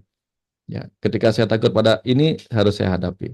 Ketika saya dibuat nggak sabar oleh si A, saya akan menghadapi si A sampai saya menjadi sabar. Itu, Oke, itu latihan saya Kang Abu. oke. Dari dulu, gitu dari dulu sih. Tapi ini pertanyaan sederhana. Sampai Ya. kapan gitu Pak? Ini pertanyaan. Jawabannya Sampai sudah kapan? jawabannya lebih sederhana lagi kan? Ah. Sampai bisa. Iya keren keren keren Sampai keren bisa. Ya. sampai Kan bisa pikiran ya. kita bisa gitu. Bener juga sih. Soalnya ini relate sama pertanyaan dari Bu Ati bahwa kata kuncinya eling dan waspada. Bagaimana Mhm. kita bisa berlatih agar bisa terus-terusan menjaga diri kita untuk tetap eling dan waspada dan bisa hidup di lingkungan sosial kita berada Ya. tanpa menghindar atau menjauhi. Nah, tuh Pak Wayan gimana tuh? Ya itu tadi, Kang Abu. Dulu ketika saya belajar membaca bahasa tubuh orang, gitu, saya nggak baca bukunya aja. Saya pergi ke mall, itu waktu saya SMA. Saya pergi ke mall, Kang Abu. Pergi ke mall, pergi ke lapangan, pergi ke pantai, lalu mengamati orang-orang untuk mempelajari bahasa tubuhnya. Karena setiap orang beda-beda bahasa tubuhnya, tapi teori itu bisa bermanfaat kalau saya langsung berhadapan dengan itu. Nah, kembali cerita tadi, bagaimana caranya supaya kita eling dan waspada dengan pelajaran yang kita sudah baca? Pergi aja ke tempat ini, ya. Bila perlu kita siapkan sejak awal, saya eling, saya eling, saya eling. Jadi begitu orang-orang datang, nah kita langsung, ini mau ngapain nih gitu. Nah itu yang saya lakukan Kang Abu. Tapi poinnya adalah saya bisa seperti ini bukan karena banyak baca, tapi karena banyak berhadapan langsung dengan orang-orang. Yes. Ya, tentu di dalamnya kadang begitu ada bergejolak, saya rasain, ini apa ini bergejolak nih? Oh, dia nggak terima nih gitu. Ya, kalau kalau nggak mau keluar nggak apa-apa. Kalau nggak mau keluar nggak apa-apa. Tonton aja YouTube. Misalnya di zaman-zaman Pilpres ini kan kita pasti punya pilihan. Hmm. Kita punya pilihan yang berbeda dengan pilihan orang lain. Lalu ketika kita dengar orang lain menyampaikan pendapat yang berbeda dengan pendapat kita, rasakan reaksi kita. Kita eling atau waspada atau bereaksi. Hmm. Nah, itu jadikan latihan aja. Besok tonton lagi sampai kita nggak bereaksi. Sampai kita nggak bereaksi dengan hal yang sama. Ini contohnya. Ya, ada whiteboard ya. Kenapa ya? Sebentar Pak. Ya. Tar, tar, tar. Oh ya udah ya. Ah, Udah ya deh. beres. Ya, Ya, silakan. kira-kira seperti itu Kang Abu. Oke, Praktisnya oke. gitu. Nah, ini kan Pak Wayan ada pertanyaan gini. Apa namanya? Statementnya gini lah ya. Ini menarik juga sih. Kadang kita penting untuk menjauh untuk bisa kita meregulasi emosi, Pak Wayan. Ya. Gitu kan, ada menjauh. Nah, yang jadi pertanyaan gimana mau menjauh kalau yang bikin emosinya orang terdekat gitu, Pak Wayan. Misalkan gitu ya. Sehingga kan ya gimana kita mau menjauh kalau ini pertanyaannya datang dari 6 pertanyaan yang sama gitu ya. Ya saya rasa kita semua bisa bisa relate dengan itu gitu. Bahwa ya kembali bahwa circle satu kita tuh entah itu pasangan, anak gitu ya ataupun orang tua. Itu kan sesuatu yang nggak bisa dihindari gitu. Padahal Ya. mungkin kita perlu menghindar sesaat. Gimana solusinya Pak Wayan? Silakan. Eh, Seringkali itu kita menjauh untuk mendekat Kang Abu. Ini berbahaya nih. Hmm. Kita menjauh untuk mendekat. Itu contoh begini Kang Abu ya. Saya mendengar kata-kata yang menyakitkan. Lalu kata-kata yang menyakitkan dari luar itu, ya, dari luar itu masuk ke dalam diri saya. Oke. Contoh ini. Lalu Ya. saya menjauhi orang itu. Untuk apa? Untuk mendekat kepada ingatan di dalam diri saya yang tadi marah-marah itu. Nah, ini berbahaya. Hmm. Sehingga banyak orang kemudian dia menjauh dari sumbernya, tetapi dia mendekat kepada ingatannya akan rasa sakit itu. Oke, oke. Ini berbahaya nih, Hmm. berbahaya. Gitu. Nah, akhirnya sama. Ya, pokoknya aku pergilah dari tempatmu. Nah, contohlah teman saya yang saya bilang itu. Ini Dia pergi mungkin kayak yang jauh. healing ya Pak Wayan ya, orang healing tapi Ah, pas healing tetap aja diingat-ingat ya. Nah, ini teman Ya. saya kan begitu kemarin tuh ponakan Eh, saya itu. Dia eh, pergi eh. menjauh, tapi Hmm, sampai besoknya dia masih ingat cerita hmm, kemarin itu. Nah, gitu. hmm, hmm, Dia masih membawa perasaan yang kemarin. Nah, itu contoh bagaimana dia menjauh justru untuk mendekat ke dalam. hmm. Tapi kalau mendekat ke dalam untuk dia pelajari reaksi emosinya, it's okay, nggak apa-apa gitu. Nah, tapi kan kadang-kadang kita dari luar menjauh, tapi di dalam batin malah mendekat. Nah, flight or fight itu kan reaksi ego kita. Menjauh juga reaksi ego untuk kemudian, nah sayangnya karena kita musuhnya tadi udah menyusup ke dalam diri kita berupa informasi, kita menjauh dari sumbernya, tapi kita mendekat dari dalam ke dalam informasi musuh yang sudah jadi informasi di dalam itu, lalu kita fight dengan diri kita sendiri. Nah, ini berbahaya kamu. Oke. Kebayang ya kamu yang maksudnya Coba, ya? yes, yes. Fight-nya di dalam. Yang tadinya di luar, saya menjauhi fight yang di luar. Fight-nya di dalam. Sampai ke bawah tidur. Sementara yang tadi ngomong sembarangan itu mungkin nggak ingat lagi dia ngomong apa sama kita. Fight-nya Hmm, kita bawa sampai ke kamar tidur kita bawa ke fight dengan pasangan kita bawa fight ke... Kan ini banyak terjadi. Ada orang konflik di kantornya dengan bosnya, marah-marahnya di rumah. Dia menjauh dari kantornya, mendekat kepada, kok masih, ternyata nggak menjauh juga dari masalahnya. Karena dia bawa masalahnya ke dalam. Gitu. Ini masalahnya kita kebanyakan. oke. Ya, jadi jauh lebih bagus kalau kita fight di depannya, gitu. Makanya kalau orang Barat kan diajarkan fight, berdebat ya berdebat aja di sana, gitu. Tapi jangan dibawa pulang lagi, gitu. Nah Selesai kita di kan situ gitu ya. selesai di sana. Kalau kita kan nggak usah, nggak enak berdebat di sini. Kamu berdebat aja di dalam rumahmu sendiri. Nah kan gitu diajarkannya begitu. Nggak Hmm, sopan kalau berdebat di jalanan. Ya udah, kamu kalau marah-marah di rumah aja marah-marah. Makanya yang dihancurkan barang-barang di rumah, gitu. Bahkan akhirnya apa? Berkelahi dengan dirinya sendiri, tidak berhasil membunuh yang di luar, dia membunuh dirinya, oke. menyakiti dirinya. Ini berbahaya lagi. Nah, dua-duanya tidak bagus. Fight or flight tidak bagus. Tetapi kalau flight hanya untuk menghindar, menghindar panasnya, tapi untuk memudahkan mendinginkan, ya itu bagus. Ya, selalu ada tesis dan antitesis. Menjauh seperti itu bagus. Tapi kalau fight itu apa? Untuk menenangkan. Nah, baru bisa eling dan waspada. Gitu. Kira-kira seperti itu, Kang. Oke, makasih Pak Wayan. Ya jadi ingat sekarang tuh kan banyak yang retret gitu ya, tapi jangan-jangan retret juga membawa kepanasan, jadi pulang nggak ngaruh gitu ya Pak Wayan ya. Ya. Re, Oh, Re. Ya tadi kan red kan di sana. Ya. Ah. Dan balik lagi re ini lagi. Itu mungkin harus diganti namanya jadi repret gitu ya Pak Wayan ya. Bukan retret sih. Ya seperti itu kan kamu balik lagi ke situ, balik lagi ke situ gitu. Ke sana retret mengasingkan diri, di rumah merasa terasing. Nah, kacau Ah, lagi. benar benar benar. Ini juga ada empat Pak Wayan. Ini empat ya. Ini menarik sih. Empat nih ya. Mirip-mirip tapi kira-kira gini Pak Wayan. Gimana cara melepaskan atau gimana cara kita lupa terhadap sesuatu atau seseorang yang kita benci? Gimana emosinya supaya dilupain aja lah gitu kira-kira. Gimana tuh Pak Wayan? Saya waktu ini bikin status kayak gini Kang Abu. Ternyata jadi pelupa tuh bagus juga daripada jadi orang yang kuat ingatannya gitu. Karena Hmm. kalau ingatannya kuat, itu susah ngelupain kalau lagi kita masalah dengan orang. Hmm. Jadi Hmm. ternyata apa? Sampai muncul pertanyaan bagaimana cara melupakan. Itu kan berarti ingatannya kuat. Oke. Nah, tapi apa yang kemudian kita pentingkan? Kenapa sesuatu itu dipaksa oleh pikiran kita untuk teringat? Kalau pikiran kita sudah lupa, sang ruh mengingatkan kita. Karena ada sebuah pesan di sana sebenarnya. Untuk sebuah peristiwa yang tidak bisa kita lupakan, tanda-tanda di sana ada pelajaran yang dulu kita belum beresin. Nah, itu utang pelajaran karmanya di situ. Oke. Nanti begitu kita mengerti, semuanya akan kita lupakan. Contoh nih nyata nih. Waktu kecil kan kita mungkin pernah bertanya, ini apa, itu apa. Sekali kita mengerti, kita tanya lagi nggak? Nggak. Kita ingat lagi nggak? Nggak, kita ingat lagi.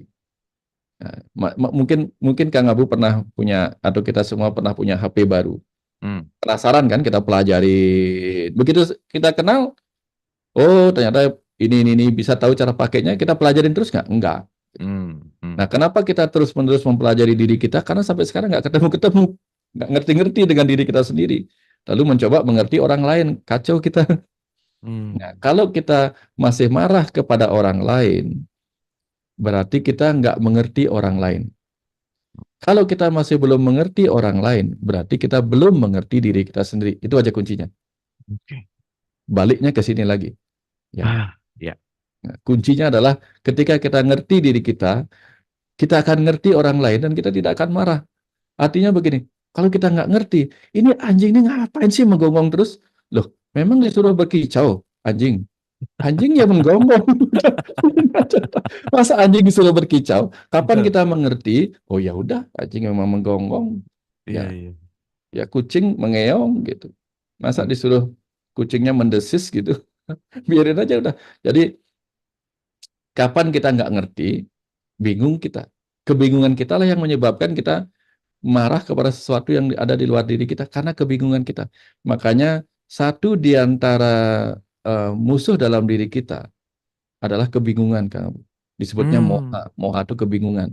Nah, Hmm. gara-gara kita bingung memahami orang lain, yang notabene asalnya adalah kita bingung tentang diri kita sendiri. Jadi orang lain salah. Nah, Oke. coba misalnya begini, Kang Bu. Ada orang mengatakan begini, dia ngotot. Ini ilustrasi, Kang Bu. Kalau ada orang lain ngotot, 5 tambah 5 itu ya 11. Hmm. Kita mungkin jengkel kan, ingin memperbaiki kan. Tapi ketika kita, yang ngomong siapa? Itu misalnya kita marah. Yang ngomong siapa? Pas kita lihat, ternyata yang ngomong itu adalah seorang anak yang baru belajar berhitung, dia anak TK. Kita mau marah lagi nggak? Iya, iya. Ini Iya, oke. oh, oke, Oke. oke, gitu. Iya, iya, Oke, iya. gitu. It's Oke, okay oke. dia begitu, ya Iya, gitu. iya, Sama iya. dengan yang Kang Bu sering bilang, kita tengok lagi, oh ya Allah, ini baru belum log 1000 gitu misalnya. Ya, jadi kalau Udah, ada yang kayak gitu ingat aja, oh ya ngomong anak TK lah ya, gitu ya ya Pak Wayan ya. udahlah gitu. Ya, ya. Iya, iya, iya, iya, iya, iya. Udah kayak gitu misalnya. Eh, Santai eh, aja. Ini ada dua orang ini. ya. Ada dua orang. Hmm. Eh, tiba-tiba dia berada di tengah lapang. Tiba-tiba Hmm. hujan deras. Hmm. Yang satunya bersyukur, yang satunya marah-marah. Hmm. Yang salah siapa? Ini cerita baru. Yang satunya bersyukur, yang satu marah-marah. Lalu kita bilang sama, karena kita nggak tahu, kita bilang, kamu ngapain sih? Si B nih, si B nya marah-marah. Kamu ngapain sih marah-marah? Udah jelas kemaraunya lama, tiba-tiba hari ini datang berkah hujan, kamu nggak mensyukuri. Ngapain sih kamu marah-marah? Kita ikut marah karena dia marah-marah. Ya gimana nggak marah? Jemuranku loh, aku tukang laundry. Lah, akhirnya kita maklum kan dia marah. Orang dia Iya, dia dia itu iya, dia iya. tukang laundry. Jadi kita maklum, oh oke, aksi gitu. Nah, bahasa orang Inggris, I see. Kan aku ngerti, I see. Jadi kalau Hmm. belum I see, saya belum melihatnya, maka kita akan menyalahkan. Oke. I see. IC itu berarti langsung ya Pak Wayan ya, nggak melalui lagi ya. Tapi Ya, menarik sih, menarik. kira-kira gitu kan. Ini relate Pak Wayan. Pak, Mhm. kadang orang itu harus ditegur agar sadar benarkah pandangan saya. Tetapi memang ada rasa marah saat menegur. Tapi karena orang itu sudah keterlaluan, wajar nggak saya marah seperti ini Pak? Gimana tuh Pak? Wajar aja marah. Merasa Oke. marah kan wajar. Tapi Ah, kalau kita marah-marah, kira-kira nyambung nggak? hmm, Bermanfaat nggak? hmm. Makanya sudah diajarkan lama di kisah Mahabharata. Tidak ada satupun panah Arjuna yang bisa menembus Resi Bisma yang tak terkalahkan, yang kebal senjata. Tapi cukup satu panah Sri Kandi yang menembusnya. Baru kemudian panah-panah Arjuna yang ribuan bisa menyusulnya untuk membaringkannya dengan nyaman di atas panah-panah itu. Artinya apa? Arjuna adalah simbol dari panah pikiran. Sri Kandi, panah Sri Kandi adalah simbol dari panah jiwa. Hmm. Dua-duanya marah, dua-duanya marah. Makanya ingin membunuh Resi Bisma. Tapi Oke. dibutuhkan panah jiwa. Dibutuhkan satu kata yang membuat lubang, lubang yang menusuk hatinya gitu.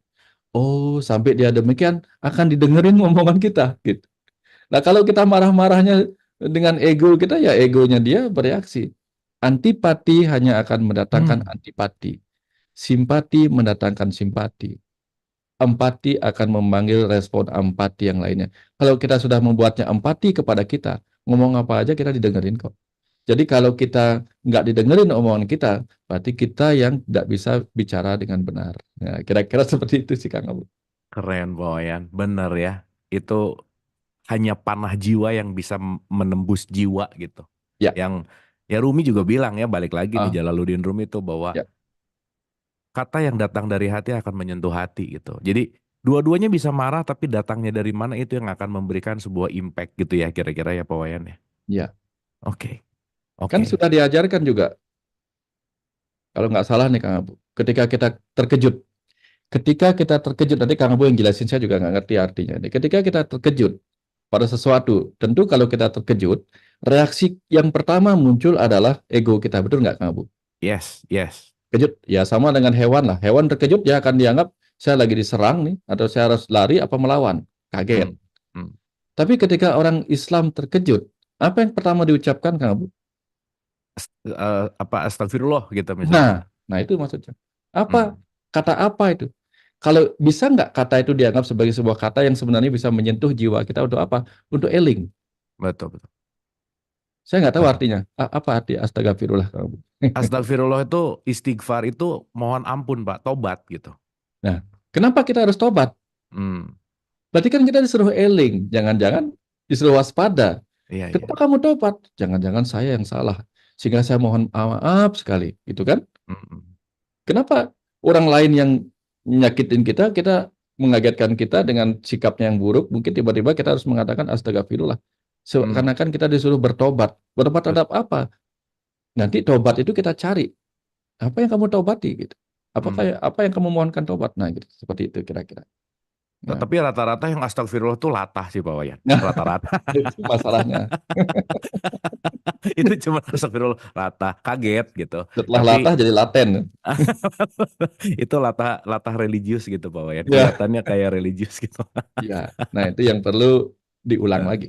Iya Dan begitu benar-benar. kita mau melakukan sesuatu, ya, agar sesuatu yang kita lakukan datang dari jiwa kita yang berserah kepada kekuasaan Dia yang Maha Pengasih, Maha Penyayang, kan kita mulai dengan basmalah. Hmm, Kan benar. selalu itu kan ada password-password luar biasa tuh mengingatkan kita. Kalau nggak latah. Wah keren Pak Wayan. Pak Wayan Kira terima kasih banyak. Terima kasih banyak. Boleh tepuk tangan lu dong buat Pak Wayan. Kayaknya pertanyaan-pertanyaan yang udah direlasikan ini udah saya satuin dan ini udah 14.38. Terlihat ini para ibu-ibu udah agak resah karena harus nyiapin masak gitu Pak Wayan ya kayaknya untuk buka puasa. ya, ya, ya. Oke, Pak Wayan terima kasih banyak. Mungkin seperti biasa kita akan Siap. dialirkan pesan semesta. Jadi Ya, teman-teman ibu dan bapak, mari kita santai dan rileks untuk menikmati pesan semesta yang akan disampaikan oleh guru kita Bapak Wayan Mustika. Silakan siap, guru. siap Kang Abu. Izin kita istirahat sejenak dalam hening, gitu. Saya mau share screen juga untuk kita mengalir ke dalam apa namanya, ke dalam suara keheningan. Mudah-mudahan ini bisa terdengar suaranya.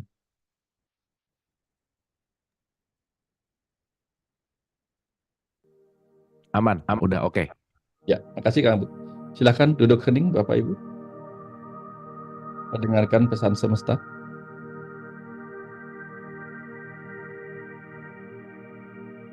Tuhan, izinkan kami mendengar pesan-Mu bagi perjalanan kehidupan kami, agar kami mengerti apa tujuan kehidupan kami dan mengerti apa kami ada dalam tubuh manusia kami saat ini. Semoga tuntunan-Mu selalu ada bersama kami.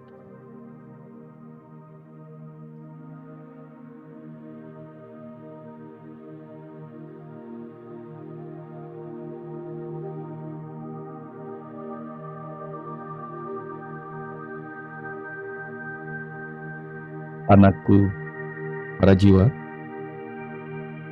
bayangkanlah jika kau hanyalah percikan kecerdasanku yang tak berwujud, hanya percikan kesadaranku yang tak bernama, tanpa rasa, tanpa kata, tanpa apapun. Lalu bagaimana kau akan menyatakan dirimu ada? Bagaimana kau akan mengenaliku ada? Jika kau hanyalah percikan kecerdasan semestaku yang tak terbatas, apakah lagi yang penting untuk kau pelajari, untuk kau ketahui, anak? Jika kau telah ada di mana-mana seperti diriku yang tak terpisahkan ruang dan waktu, apakah perjalananmu akan menjadi berarti lagi?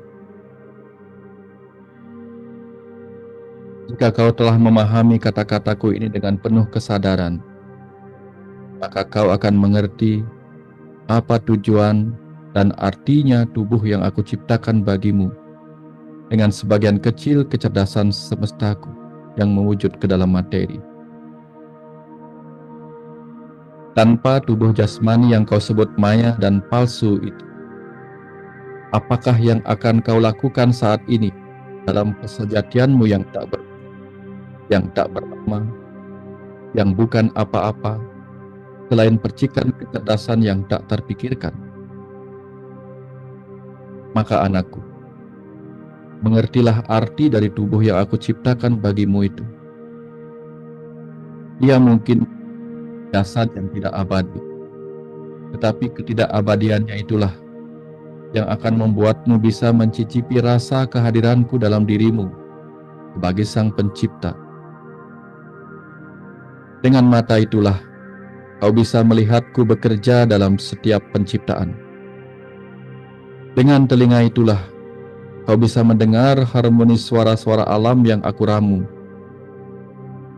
Dengan seluruh panca indera pada tubuhmu itulah kau bisa menyadari kehadiranku sebagai Sang Pencipta di mana-mana dalam segala ciptaan. Dalam kesadaran akan makna kehadiran tubuh ciptaanku itu, apakah kau masih ingin mengabaikannya sebagai berkah bagi kesejatianmu saat ini sebagai jiwa?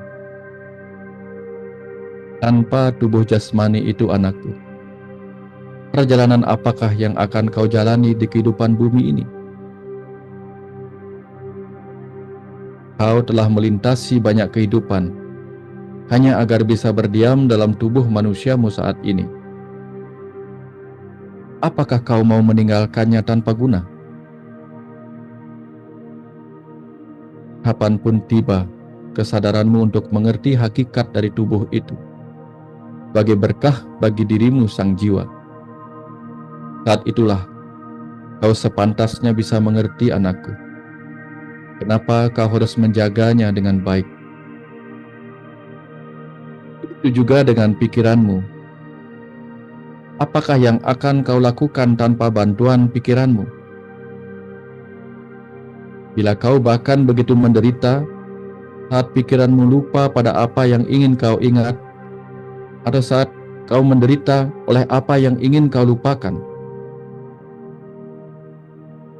Bila pikiran, perasaan itu juga kau sadari kegunaannya bagimu sebagai jiwa dalam tubuh manusiamu, apakah pantas jika kau tidak menjaganya dengan sebaik-baiknya sebagai berkah dariku?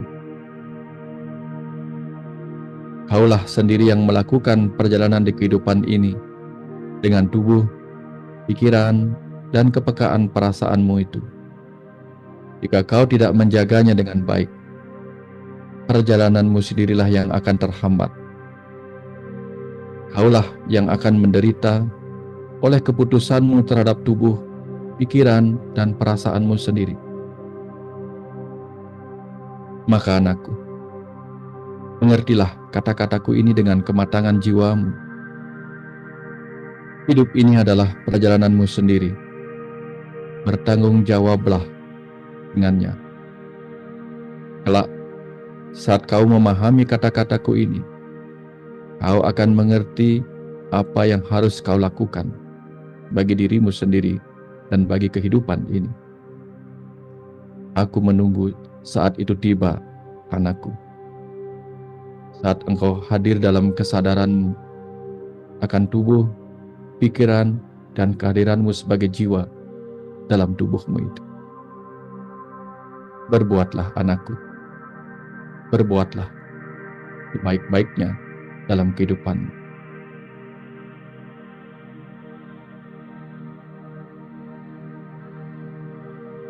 Terima kasih para jiwa.